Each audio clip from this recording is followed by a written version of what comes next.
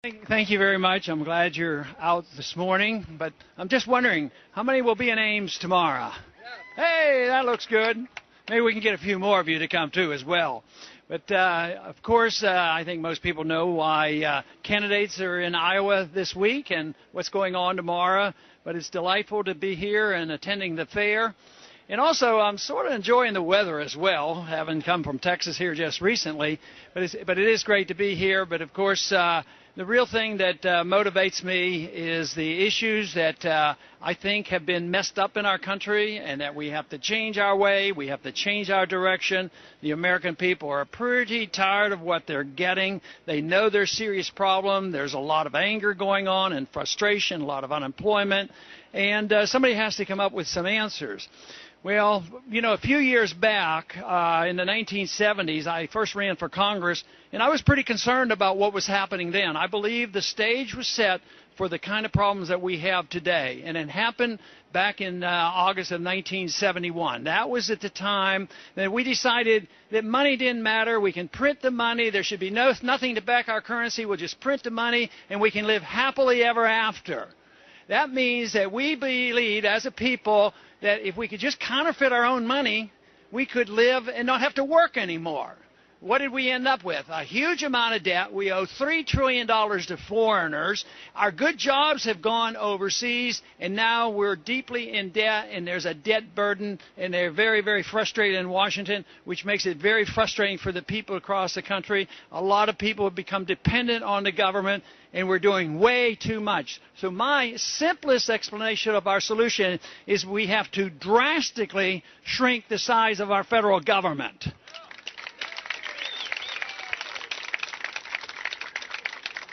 Most people are starting to realize this, but the big argument is, where are we going to shrink it? But you know, people say, well, you need not bipartisanship and you need compromise and sacrifice.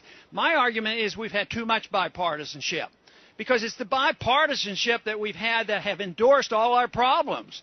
If we elect Republicans to shrink the size of government, they go and double the size of the Department of Education and get us involved in a bunch of wars. So we elect the Democrats, who say they will end the wars, and they expand the wars.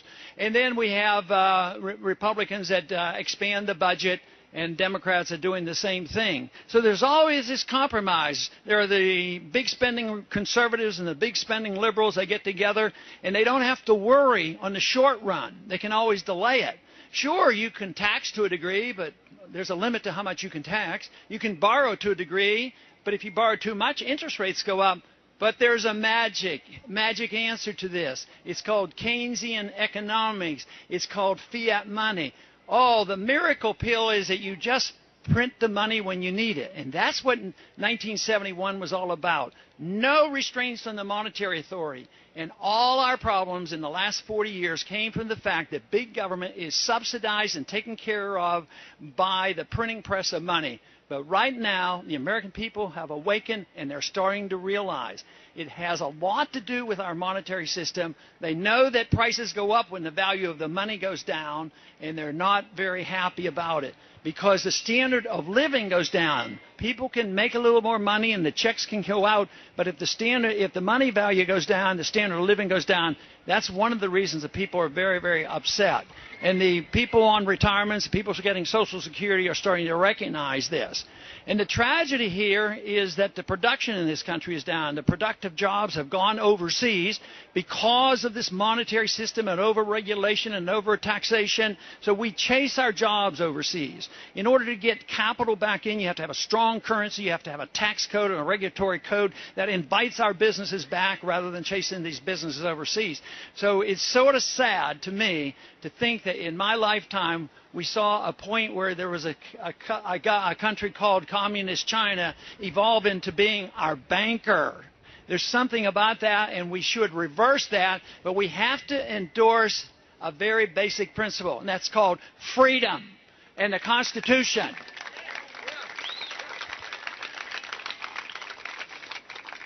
But since it was bipartisanship that got together and spent all the money, how do you get out of this mess? How do you get people to agree to cut spending?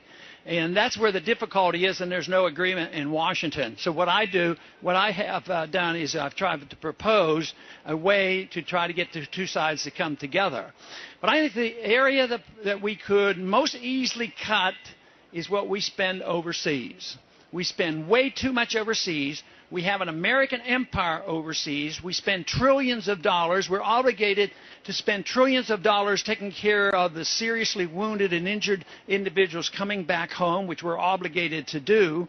And we pass out all this foreign aid, and it's all supposed to be for national security.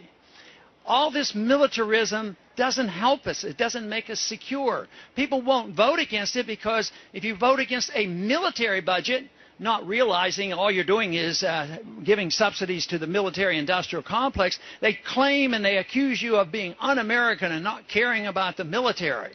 I'll tell you what, that's the way I've been voting, and I'm very proud of one thing. During this campaign and the last campaign, our campaign always raised the most money from the military people, more than all the other candidates put together.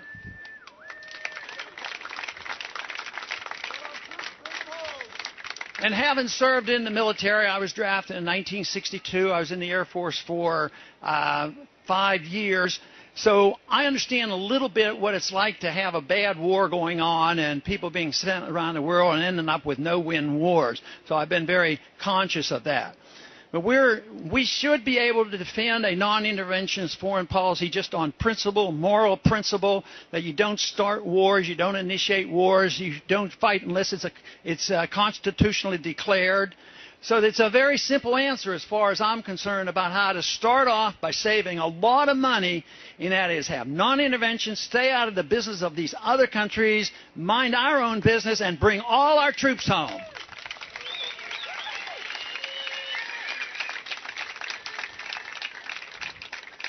And that means the Middle East, Japan, Germany, South Korea, the whole works.